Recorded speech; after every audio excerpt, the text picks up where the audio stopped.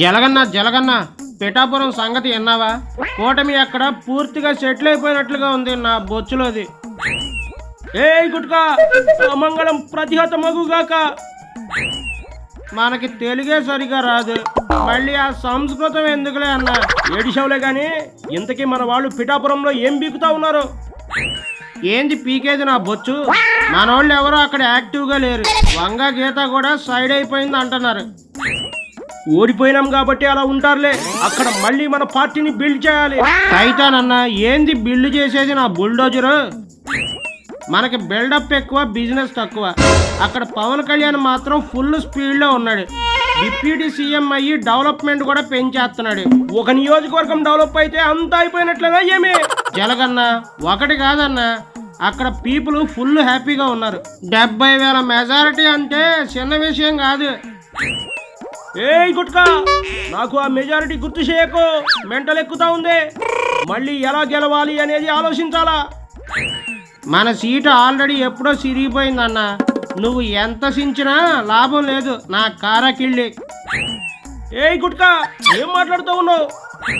Psycho అన్న, మన వాళ్ళకే నమ్మకం లేదు. పవన్ ఉన్న చోట మనం గెలవలేమని వంగ గీత తేల్చి చెప్పేసింది కదా. ఆమె చెప్పినంత మాత్రాన మన పార్టీ వీక్ అయిపోతుందా ఏమి? సైతానన్నా, కానీ గ్రౌండ్ రియాలిటీ అదే కనిపిస్తుంది. కూటమి బలంగా ఉంది. టీడీపీ జనసేన కలిసి పనిచేస్తున్నారు. కూటమి కూటమి కూటమి నాకు నిద్ర లేకుండా చేస్తా ఉంది ఈ కూటమి. అయినా ఈ కూటములు ఎన్నాళ్ళుంటాయి?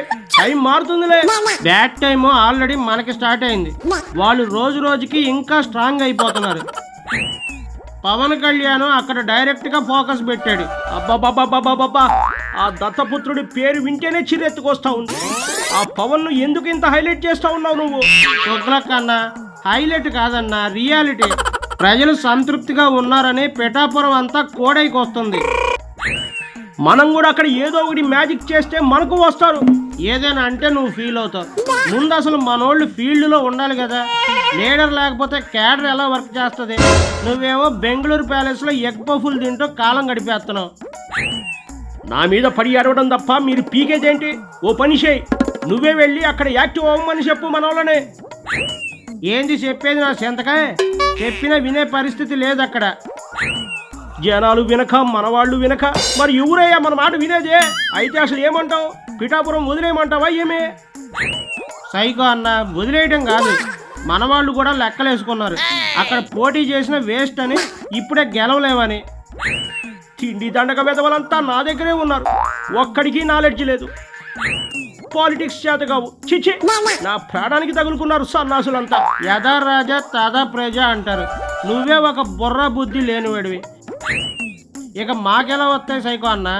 అయినా అక్కడ ఫైట్ చేయడానికి గ్రౌండ్ కావాలి. అక్కడ మాత్రం కూటమి ఫుల్గా కవర్ చేసి పారేసింది. ఏయ్ గుట్కా, అంటే ఇక ఎలాంటి హోప్స్ లేవంటావా? ఇప్పటి పరిస్థితి చూస్తే అలాగే ఉంది. అసలు అక్కడే కాదు, ఏపీలో ఎక్కడ మనల్ని ప్రజలు నమ్మే స్థితిలో లేరు నా బొచ్చులోది. సరే సరే, టైం చూసుకుని మళ్ళీ స్ట్రాటజీ మార్చాలి. మన గజ్జలతో మాట్లాడి స్కెచ్ వేయిస్తాలే. చీచే, ఆ సవట సన్నాసి మాటలు వినే ఎంతవరకు వచ్చింది. నువ్వు ఆ క్వార్టర్ని నీ ప్యాలెస్ను వదిలి బయటకు వస్తేనే కాస్తో కూర్తో మన పరిస్థితి బాగుపడుతుంది. లేకపోతే ఈసారి ఆ వచ్చిన 11 కూడా ఊడి గుడ్డు సున్నా మిగులుతుంది. తర్వాత నీ ఇష్టం.